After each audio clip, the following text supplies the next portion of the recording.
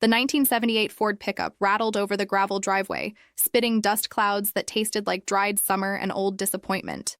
Elijah Eli Henderson hadn't slept properly in 5 days, pulling doubles at the packing plant just to hold the world together, and the deep, seismic fatigue in his bones was the only constant companion he had left. He just wanted to see the porch swing, the familiar scrape of the screen door, and the peeling paint of the 100-year-old farmhouse, his reward for enduring another week in the humid inferno of Oklahoma's industrial core. But as he rounded the bend where the old cottonwood tree stood, the reward vanished, replaced by a punch of cold dread. A large, white moving truck sat backed up against the porch. The tailgate was down, and the familiar silhouettes of his son, Joshua, and Joshua's wife, Martha, were wrestling with the massive, scarred oak dresser, the one his own father had built. Adrenaline, sharp and painful, ripped through Eli's exhaustion. He slammed the brakes. The fatal flaw that defined Eli Henderson: stubborn pride. The inability to believe his bloodline could operate without his explicit guidance ignited instantly. He didn't ask. He roared. "What in the hell are you two doing?" Eli's voice was a gravelly wound. Joshua froze, the dresser tilting precariously. His son's face, usually open and kind, tightened into a mask of weary defense. Martha dropped her side of the dresser, the heavy wood hitting the ground with a sickening thud that Eli felt in his chest. It smelled like ozone and cheap cardboard, a noxious odor overlaying the sweet scent of hay. Joshua wiped sweat from his brow, his hands trembling. "Dad, you weren't answering your phone. We had to start." "Start what? Stealing my life out from under me?" "No! We're saving what we can, Dad. The bank is posting the foreclosure notice officially tomorrow morning. We have 72 hours until the farm is officially auctioned off." The deadline wasn't metaphorical. It was concrete, unforgiving. The old house seemed to sag beneath the weight of that number, the setting sun casting long, judgmental shadows across the furniture stacked like bones on the lawn. Eli stared at the dresser, the piece of furniture that represented generations, now nothing more than salvaged wood in the merciless, dry heat of the United States plains. He knew, deep down, this was happening, because he'd refused Joshua's offer to co-sign 3 months ago, claiming he didn't need his son's pity money. That pride might just cost him everything. Eli's hands tightened on the steering wheel, the cracked vinyl digging into his palms. His vision tunneled, the familiar ache of betrayal overriding the fear of the impending loss. He climbed out of the truck, the crunch of the gravel under his work boots sounding deafening in the sudden silence. He walked toward the dresser, not toward his son, his focus narrow and hard. He ran a calloused finger over a deep gouge near the bottom drawer, a mark left when his sister had pushed it down the stairs decades ago. The air hung thick, tasting of dust and the sharp metallic tang of old steel. "You said you were paying the interest," Eli said, his voice dangerously low. "You said you had it covered until the harvest came in." Joshua took a defensive step back. "I tried, Dad. The bank moved the deadline up after the drought projections came out. I took the severance from the feedlot, but it wasn't enough. We were trying to save the furniture, save your things. We thought maybe if we stored it at Martha's uncle's barn in Tulsa, it wouldn't all be lost when they take the land." The refusal to admit he was wrong, even in the face of absolute evidence, was Eli's oldest demon. A stubborn ghost that haunted his every major decision, particularly those concerning his family. Martha, a quiet woman with eyes that held an endless supply of exhaustion, stepped forward, holding a tarnished silver picture frame. "We weren't stealing, Eli. We were organizing. We made a list of the irreplaceable items, the piano, the ledger books, the things that matter more than the structure." She held the frame out. It was a picture of Eli and his late wife Clara, taken on their honeymoon in the Ozarks. Eli looked at the frame and then quickly away. The softness of the memory was a weakness he couldn't afford right now. He gestured wildly at the chaos of their possessions piled outside. The kitchen chairs, the worn rug from the living room, the boxes labeled Mom's China. "This is the structure, Josh. The structure is the things we built our lives around. And you think you can save it by piecing it out like cutting meat off a carcass?" He slammed his fist down on the edge of the moving truck, the sound echoing across the still farmyard. The metal groaned in protest, a heavy, resonant sound. "We are out of time, Dad," Joshua said, finally matching his father's volume. "They gave us always 72 hours. We wasted 4 waiting for you. If you won't help, step aside. At least let us get the big stuff secured." Eli saw the resolve in his son's face, a hardness Eli himself had instilled. He hated that he was the target now. Had Eli simply signed the papers 3 months ago, the farm would have been protected by Joshua's equity. But pride had dictated silence, and silence had dictated ruin. Eli stepped back, a physical acknowledgement of defeat. He knew he couldn't stop them right now without causing an open, irreparable split. But he wouldn't let them simply walk away with the remnants without a fight for the whole thing. He needed to prove he was still capable of saving the farm, not just the contents. Eli watched them work for another hour, his arms crossed tightly against his chest, a self-imposed barrier against the reality unfolding before him. He couldn't bring himself to lift a box or fold a quilt. His exhaustion was replaced by a simmering, cold energy, the need to find the one impossible solution. He finally grabbed his phone and stomped toward the silent machinery shed, leaving the domestic disintegration behind. His oldest friend Dale answered on the second ring, his voice sounding tinny and far away against the rhythmic hum of crickets starting their nightly chorus. Eli skipped the pleasantries. "Dale, I need the name of a lender, a fast one. The kind that doesn't ask about credit scores, just collateral." The shadow of the collapsing barn leaning precariously against the night sky seemed to mock his late-stage efforts. "Eli, you saw what happened to Miller when he went private," Dale warned. "They own your soul before the pen hits the paper. And you don't have collateral, Eli. The farm is technically already the bank's." "I have the mineral rights on the back 40, Eli insisted, walking past the dust-covered tractor. The air in the shed tasted like hydraulic fluid and damp earth. "We never sold those off. The old deed from 1920 keeps them separate. Find me someone who will lend against that. I need $80,000, and I need it by noon the day after tomorrow. I have less than 60 hours. Dale sighed, a deep, heavy sound that traveled across the phone lines of the rural United States. "Eli, why didn't you take the loan from Joshua? He was ready to give it to you, interest-free." Eli gripped the phone hard, his knuckles white. "It wasn't his problem to solve, Dale. This is my farm. I earned the land. I will save the land." He believed that taking money from his son was an admission of complete failure, a final surrender of his patriarchal authority. Dale agreed reluctantly, promising to make calls late into the night. When Eli returned to the porch, Joshua and Martha were finishing securing the last boxes.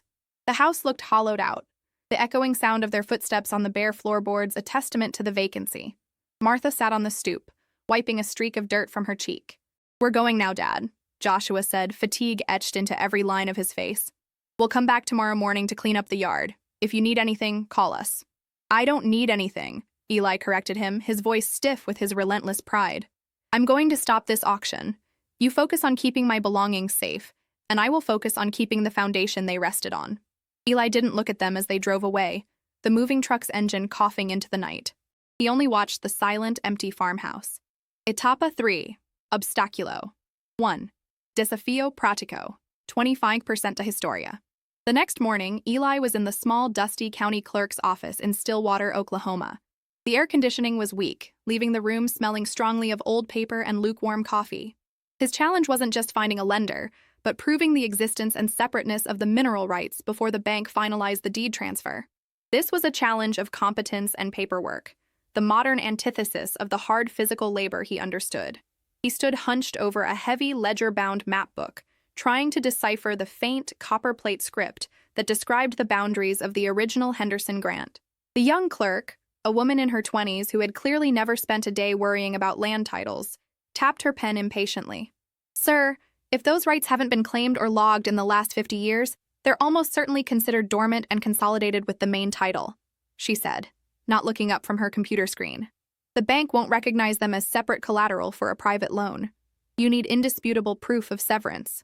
The clerk's casual dismissal felt like another blow delivered by the complex bureaucracy of the modern United States against the straightforward nature of the past. Eli's hands, accustomed to the rough texture of wood and the cold precision of metal, fumbled with the brittle parchment. He found the section, marked with a tiny, nearly illegible MR, and a date, 1947. He dragged his finger across the text, the ink feeling dry and rough under his touch. His grandfather had been meticulous, but the document didn't explicitly state severance, only that the subterranean resources are held in reserve by the grantor. He spent 2 agonizing hours scanning microfiches and pulling dusty boxes. He needed a legal loophole, a specific piece of language. His pride urged him to keep this victory entirely his own, to not call Dale or Joshua for help. This was the test. Could the old way, the sheer force of his own will, solve a problem of the new age? Finally, he located an addendum tucked into a box marked Boundary Disputes. It was a handwritten note by the original solicitor, confirming in explicit legal terms that the mineral rights were separated from the surface title to mitigate future tax burden on the agricultural yield. A small triumphant flicker of heat spread through Eli's chest. The victory was small, but critical. He slammed the paper down on the clerk's counter. The sound was sharp and definitive, slicing through the quiet hum of the room. Here, it's legally severed. I need a certified copy for a lender. Now. I have 152 hours left before the bank sells my home. The clerk, momentarily startled by the force of his certainty, finally moved with urgency. Eli had won the first battle against the paperwork, but the war for capital was about to begin. Etapa 4. Subtramas e complexidades. Sensorial focado no tom plus CTAs invisíveis. Dale delivered the name of the lender late that afternoon, Silas Vance, operating out of a discreet, unadvertised office in a brick building in Oklahoma City. Vance specialized in high-risk short-term lending, demanding immediate proof of collateral and a significant upfront processing fee, a polite term for a bribe. When Eli met Vance, the atmosphere shifted from dusty government bureaucracy to polished, silent menace. Vance's office was opulent but cold, smelling of expensive leather and stale cigar smoke. Vance, a sleek man in a tailored suit, didn't shake Eli's hand. He simply pointed to the mineral rights deed Eli had placed on the dark mahogany desk. $80,000, Vance stated, his voice a flat monotone. He picked up the certified copy of the deed, examining the old paper with detached curiosity. The sound of the paper crinkling was the loudest noise in the vast, quiet office. For that, I require the deed, a 20% interest rate payable in full in 90 days, and a $10,000 non-refundable processing fee, due now. The terms were predatory, but Eli knew he had no other option. Banks operated on logic. Vance operated on desperation. $10,000 up front? Eli's mouth went dry. I don't have $10,000 in cash. I have maybe $1,500 until I get my next paycheck. Vance leaned back, the leather chair groaning faintly under his weight. Then you don't need the money badly enough, Mr. Henderson. I deal in urgency. Come back when you are truly urgent. He dismissed Eli with a wave of his hand, turning his attention to a tablet. Eli walked out of the office and into the harsh, late-day sun of the American cityscape. He had the key, the mineral rights, but he couldn't turn the lock without the upfront cash. His truck felt heavy and slow as he drove back toward the farm. He had by less than 48 hours. The realization hit him like a physical blow. He had deliberately alienated the only people who might have that kind of capital available immediately, Joshua and Martha. He pulled into the farmyard, which looked lonelier than ever. The emptiness of the house was palpable. He found Martha sorting through some last boxes near the barn, folding his old work shirts. She looked up, her expression strained. The place looks different without the furniture, she noted softly. I need money, Martha, Eli admitted, swallowing the bile of his pride. $10,000, up front, to secure the loan against the mineral rights. I found a way to stop the auction, but I need the fee. Martha slowly stood, her eyes meeting his. Her hands, usually busy, hung still at her sides. I know you need it, Eli. Josh and I sold his truck yesterday. We got a check for exactly $10,000. We were going to use it for a deposit on an apartment in Tulsa. Etapa 5. Obstáculo 2. Dilema moral. 50% da história. E reversão. Ellie stared at Martha. The truck, Joshua's pride and joy, the one he had meticulously restored over 3 years, was gone. A surge of conflicted emotion choked Eli. His son and daughter-in-law had already sacrificed their transportation, their stability, for the farm they believed Eli was still capable of saving. Where is Joshua? Eli asked, his voice thick. He's at the storage unit in town, Martha replied, her gaze steady. He didn't want you to see the check. He knew you'd argue. But we need a place to live, Eli. If you lose the farm, that money is our future. If you save the farm, it's still gone. It's a huge risk. The dilemma was absolute. He could swallow his pride entirely, take the $10,000, and use his children's last lifeline to save his own history. If he failed, Joshua and Martha would be homeless and jobless, trapped in Tulsa, with no way to move their lives forward. If he refused, the farm would be lost, but they would at least have a foundation to build on. Eli had always preached self-reliance. Now he faced the choice between his principles and the survival of the land that housed them. "You know I can get it back, Martha," Eli heard himself say, grasping at the last shreds of his old certainty. "The harvest comes in 90 days. I pay Vance. I get the mineral rights back. I pay you back double." Martha shook her head slowly. "You won't have the harvest, Eli. Not this year." Reversau, 1. "Joshua found the bank's final assessment documents yesterday when he was clearing out your office," Martha explained, her voice dropping to a whisper. "They assessed the damage from the late spring flood. The irrigation system is compromised. The yields will be less than a third of what you project. You won't make enough to pay back $80,000 plus 20% interest in 3 months. That lender, Vance, will take the mineral rights, and you'll still be deep in debt. That's why the bank accelerated the foreclosure. They knew the farm was finished." Eli reeled. The irrigation system. He had spent weeks in the packing plant, trusting the neighboring farm's reports that the damage was minor. His stubborn pride had prevented him from inspecting it himself and prevented him from listening to Joshua when he had tried to discuss the fields back in May. A wave of nauseating heat washed over him, and he leaned against the dry, splintered wood of the porch railing. "So the farm is already gone," Eli rasped. "No," Martha said firmly, pulling a folded check from her pocket. The paper was crisp and white, smelling faintly of bank toner. "It's gone unless we take this risk. If you lose, we lose everything but the land. If you win, we have a home." She held the check out. "It's a gamble, Eli. The last thing we have. You have 40 hours, Hog, to make that man take this. Do you promise me you'll win?" Eli looked at the check. He didn't see the money. He saw the sacrifice, the deep, terrifying faith of his children. He took the check. His hands shook slightly. Etapa 6. Consequências da reversão. O tempo está acabando. Reforçar prazo plus CTAs invisíveis. The revelation about the irrigation system and the compromised harvest didn't just change the finances, it changed the stakes. This wasn't just Eli's pride on the line anymore. It was his children's survival fund. The weight of Martha's sacrifice pressed down on him, forcing him to move with a speed he hadn't possessed in years. He drove back to Oklahoma City, the check for $10,000 burning a hole in his pocket. He didn't call Vance. He didn't want the man to have any time to renegotiate or raise the fee. The city lights began to blur around him as the late hour set in, the landscape shifting from the sprawling farmland of the United States Midwest to concrete and steel. The metallic clack of the truck's engine seemed to underscore the urgency, marking time against the rapidly vanishing hours. When he arrived at Vance's office building, the lobby was dark. A security guard stopped him, pointing to the closed sign.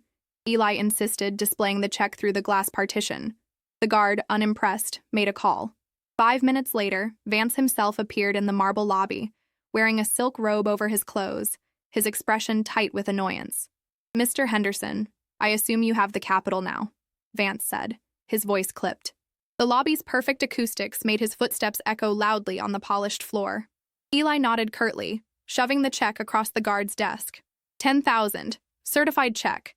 Now, I need the documents for the loan. 80,000. You keep the mineral rights deed until the payment is made in 90 days. Vance picked up the check, his eyes scanning the details. He smiled, a cold, predatory gesture. Exemplary. "But Mr. Henderson, I am a businessman, not a bank. The price of the fee goes up the longer I have to wait." Eli tensed, his hands balling into fists. "We agreed on 10,000. Vance leveraged desperation like a commodity, and Eli's need was a visible, raw target. "We agreed earlier today," Vance countered, holding up a finger. "It is now past midnight. That is an emergency call fee. The new price for the processing fee is $2,500. Take it or leave it. You have our 36 hours, Guarit, left, Mr. Henderson, and I know your bank won't open for another 8. The man was relentless. Eli felt the panic start to rise, cold and sharp. He had gambled his children's future on having exactly $10,000. His stubborn pride had led him to believe he could handle Vance alone, without consulting Joshua, and now it had cost him the upper hand. Etapa 7. Superação e crescimento, mas a falha ainda espreita, plus CTAs invisíveis. Eli felt the irrational urge to snatch the check back, to rage at Vance for his unscrupulous tactics. But the thought of the empty farmhouse and the grim reality Martha had laid out, the compromised harvest, forced a change. His own stubborn pride had created this impossible margin, and now he had to find a way to navigate it without alienating the only people who still cared. He needed the extra $2,500. "I don't have $2,500 right now," Eli admitted, the words tasting like ash. "But I have something else of value." He reached into his pocket and pulled out his father's gold watch, a heavy antique piece that had been passed down 3 generations. The cold gold felt heavy and smooth in his hand. "This is worth more than $2,500. Take it as supplemental collateral for the fee. You get the full $12,500 total, and I sign the papers now." Vance's eyes, which had been fixed on the money, flickered to the watch. He took it, weighing it in his palm. "Handmade 1930s, solid gold." "Very well. A man of your word is worth a little flexibility, Mr. Henderson." Vance tossed the watch carelessly onto the guard's desk, signaling his compliance. It was a painful sacrifice, but Eli had overcome the initial paralysis caused by his pride. He had bent, utilizing a means beyond his initial plan, even if it meant selling off a piece of his own history. They spent the next hour in Vance's office, the only sound the scratching of Eli's pen as he signed the unforgiving loan documents. Vance was meticulous, ensuring Eli understood that failure to pay in 90 days meant the mineral rights were his. No negotiation. Back in his truck, the loan money wired to a temporary account, and the mineral rights deed officially mortgaged, Eli realized he hadn't won anything yet. He had merely bought time. He had 34 hours until the bank auction was set to proceed, and he had to use those hours to transfer the funds and officially halt the process. He called Martha from the road, the phone pressed against his ear, listening to the static hiss of the rural connection. "I secured the loan. The farm is safe for now." A sound of relief escaped Martha. "Thank God, Eli. But the fee? Did you use all the $10,000? Eli hesitated. His stubborn pride twitched, urging him to lie, to maintain the facade that he had paid the full amount without further loss. But he remembered the look in her eyes when she handed him the check. "I had to give up my father's watch," he admitted quietly. The fee went up. The truth was a bitter pill, but speaking it was a tiny, monumental step toward overcoming his central flaw. He couldn't fix the farm if he couldn't face his own actions. Martha was silent for a moment. "I understand, Eli. Just come home." Etapa 8. Obstáculo. 3. A crise máxima. 75%. Perda total causada pela falha. Plus CTIs invisíveis. Eli arrived back at the farm just before dawn. He was running on pure adrenaline and desperation, focused solely on the final step, transferring the loan money to the bank's escrow account to halt the foreclosure process before the auction documents were finalized at 9 a.m. He had less than 6 hours. He tried to initiate the large transfer on his phone, but the rural connection was patchy. He needed to use the bank's dedicated online portal, which required his old laptop, currently packed away. "Where is my computer?" Eli demanded, stumbling into the dark kitchen where Martha was already making coffee. The smell of burnt toast and strong coffee filled the air, the scent of morning stress. Martha pointed toward the boxes they had packed. "In the office supplies box, number 4. It's at the storage unit with everything else. We figured you wouldn't need it since you were at the plant all week." The realization hit Eli with stunning force. His computer, the key to the final financial transaction, was 30 miles away, locked in a storage facility that wouldn't open until 9 a.m., the exact time the auction notice would be officially posted. His stubborn pride, which had insisted on doing everything himself and keeping his children in the dark about the details of his work, had directly caused this final catastrophic delay. Had he simply told them he needed the laptop, they would have left it. But he had insisted he was handling everything. Eli slammed his hand down on the countertop. The loud wooden impact startled Martha, who dropped her mug. The ceramic shattered, the sound sharp and terrible. "I needed that computer. I have to transfer $80,000. If I don't, they post the notice and the money is useless." Martha quickly swept the shattered pieces, her movements tight with fear. "Call the bank! Call the contact!" Eli frantically tried to dial the loan officer's extension. It went straight to voicemail, repeating the automated message. "Our office is open at 9 a.m. Central Time." The automated voice of the United States banking system sounded impossibly smug. He ran to his truck. He didn't have time to wait for the storage unit to open. He drove straight to Joshua's tiny apartment in the neighboring town. He found his son pulling on work boots. "The laptop," Eli gasped, leaning against the doorframe, struggling to catch his breath. "The money is there, but I can't transfer it without the laptop. We need to get it out of storage now." Joshua looked at the clock. 6:45 a.m. "Dad, The storage unit is locked down until 9. We can't break in. They have security cameras. The absolute, crushing certainty of failure settled over Eli. The land was saved, but the bureaucracy, fueled by his own insistence on independence, would consume it. I don't care, Eli whispered, the desperation turning cold. I have 2 hours and 15 minutes. We drive there now. We wait, and if they open a minute late, we cut the lock. Etapa 9. A noite escura da alma. Mudança interna obrigatória. Plus, CTAs invisíveis. The 30-minute drive to the storage facility was conducted in thick, heavy silence. Eli gripped the dashboard, watching the minutes tick down toward 9 a.m. Every beat of his heart felt like the tolling of a funeral bell. Joshua drove fast, but carefully, the loss of his own truck a raw reminder of the stakes. When they arrived, the facility was dark and deserted. The gate, topped with razor wire, stood stubbornly closed. They parked the Ford and stared at the chain-link fence. The clock on the dash read 7:35 a.m. We wait, Joshua said, turning off the ignition. Eli slumped in the seat, the weight of his failures finally forcing him to look at the wreckage of his pride. He had fought the bank, he had outsmarted the county clerk, he had negotiated with the loan shark, and yet, he was going to lose everything because he hadn't had the simple humility to ask his son where the laptop was. The silence of the early morning, interrupted only by the distant sound of traffic on the highway, magnified his sense of isolation. I'm sorry, Josh, Eli said, the words dry and scratchy, the first genuine apology he had offered his son in years. I should have let you co-sign. I should have inspected the irrigation system. I should have told Martha where the computer was. He closed his eyes, his head leaning back against the rough fabric of the seat. The worn texture of the upholstery felt rough against his scalp. I didn't want to need you, Eli confessed, a whisper of raw truth. I wanted to prove I was still capable, that this farm was still mine, saved by my hands, not yours. I was trying to save my authority more than the land. Joshua turned in his seat, facing his father. It was never about your authority, Dad. It was about the farm. It's our legacy. The land is the family. It's not just your property. We sold my truck because we love that field of wheat more than we love getting around easily. The shift was palpable. Eli stopped seeing Joshua as a competing force and recognized him as an extension of the history he was fighting to preserve. Eli reached out and placed a hand on Joshua's shoulder, a gesture of connection he hadn't made since Joshua was a boy. Help me save it, son. Tell me what to do. The internal change was complete, the surrender of the stubborn pride replaced by a desperate shared mission. The clock ticked.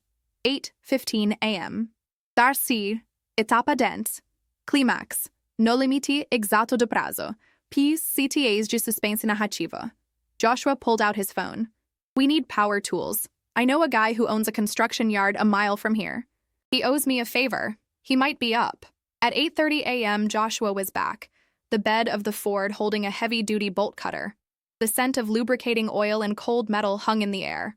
Eli's heart hammered against his ribs. They walked to the main gate. Eli's hands trembled, not from fear of the law, but from the fear of being too late. If the security guard shows up, I talk, Eli instructed, grabbing the cutters. I'm the homeowner.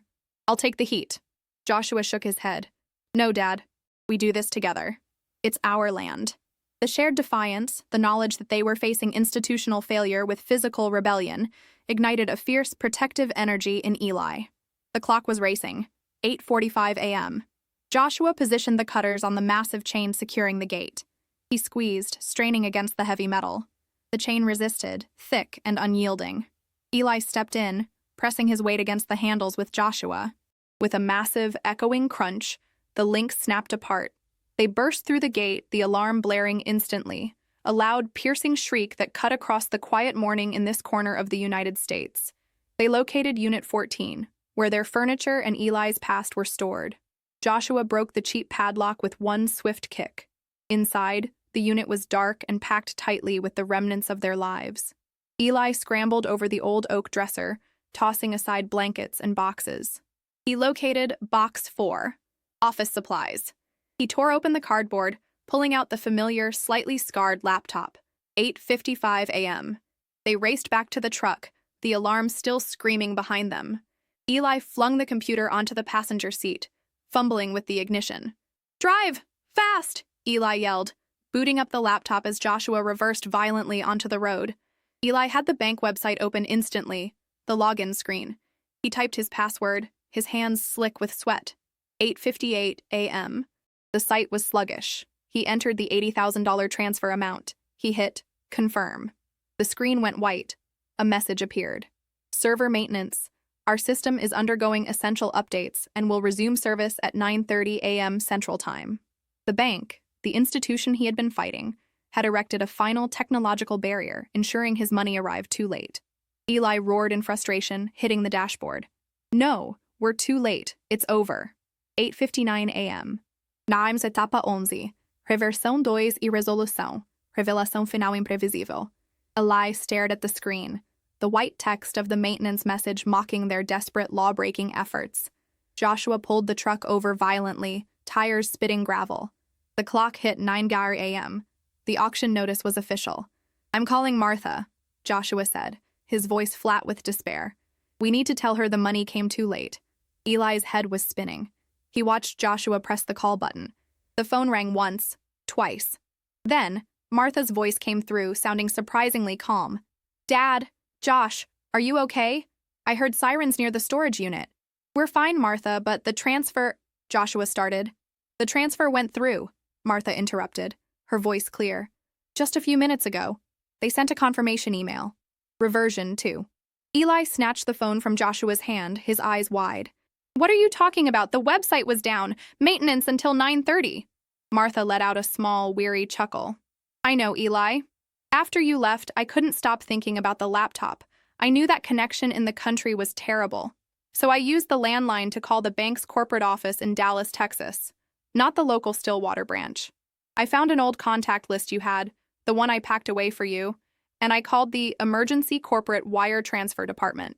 It was the meticulous planning and foresight of Martha, the quiet woman Eli had overlooked and underestimated, that had saved the day. They have a dedicated, non-internet transfer line for sums over $50,000, Martha continued. The security on it is insane, but they verified the escrow account number, and I told them you were waiting to enter the code, but the internet was down. I gave them the loan account number from the papers you left on the counter. Eli couldn't speak. Martha, operating quietly in the background, utilizing foresight and corporate knowledge he didn't possess, had found a way around the physical and technological barriers that had defeated him. She had used the old farm landline, the technology he trusted, to access the ultimate modern banking service, hours before the deadline. I just got the final email from the bank's central office, Martha said softly. The funds are cleared, the foreclosure notice is rescinded, the auction is canceled. The sheer relief, the sudden sharp release of tension, felt like a physical blow. The impossible, through his family's resourcefulness, had been achieved. Joshua grabbed the phone, laughing, shouting his relief. Eli looked at the laptop screen, still displaying the frustrating maintenance message, and then at the bolt cutters on the floor. He hadn't saved the farm through his strength or his pride. He had saved it because, finally, he hadn't been alone. Taxi etapa 12. Conclusão com custo, vitória plus, perda permanente, balanço agridoce, plus CTA final emocional. 3 days later, the moving truck was backed up to the farmhouse again, but this time, the traffic flowed in reverse. Eli, Joshua, and Martha were meticulously unloading the furniture, restoring the warmth to the hollow rooms. The air smelled heavily of wood polish and effort. The farm was saved. The $80,000 had cleared the debt. But the victory was heavy, stitched together with permanent losses. Eli stood by the oak dresser, now back in the master bedroom, tracing the familiar gouge with his finger. I called Vance, Eli told Joshua, who was carefully hanging pictures. He confirmed the loan is active, but he also confirmed he sold the watch. Already. Said the price was good. Eli's father's gold watch, the symbolic representation of the past century of Henderson history, was gone. Traded for $2,500 that Eli's pride had forced him to need. Joshua stopped hammering and looked at Eli. And the truck, Dad. My truck is gone. We used the $10,000 on the fee. We have to start from scratch to afford another one, maybe next year. The physical losses, the watch and the truck, were measurable. But the biggest cost was the revelation of the compromised harvest and the burden of the high-interest loan.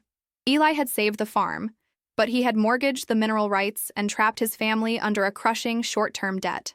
He looked at Martha, who was organizing the kitchen, her brow already furrowed with worry about the next 90 days. I need to work, Josh, Eli said, finally accepting the new reality. We all need to work. I can't pay this back by myself. We need to focus on fixing the irrigation system immediately. We need to find a way to make enough in 90 days, or Vance takes the mineral rights and we're back to where we started, only poorer. Eli's stubborn pride was finally broken. He didn't issue an order, he requested a partnership, a plea for communal survival. Joshua nodded, his hands resting on a box of tools. We start together, Dad. Tomorrow morning. We use what little money we have left for parts. Eli looked around the repaired home, smelling the familiar dust and feeling the solid, rough texture of the wall under his hand. He had the land, the home, and his family standing with him, side by side. The loneliness that had plagued him for years was gone, but he had paid the ultimate price for his failure to accept help sooner. He had permanently sacrificed his son's stability and a piece of his own irreplaceable history, and he faced 90 days of impossible work, knowing that he might fail again, this time dragging them all down with him. The farm was safe, but the fight had only just begun. The victory felt less like a triumph and more like a scar.